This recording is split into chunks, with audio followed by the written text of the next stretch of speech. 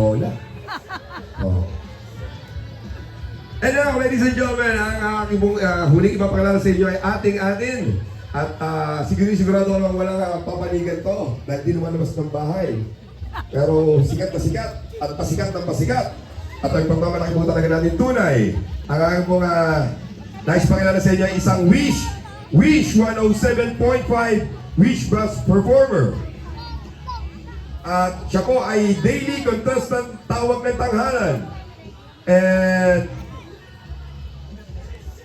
siya po ay nagsimulang kumanta nang ma-discover siya sa Singing Contest Karaoke World Championship. At sa ngayon po ay isang concert and event sa hotel and hotel gigs, tama?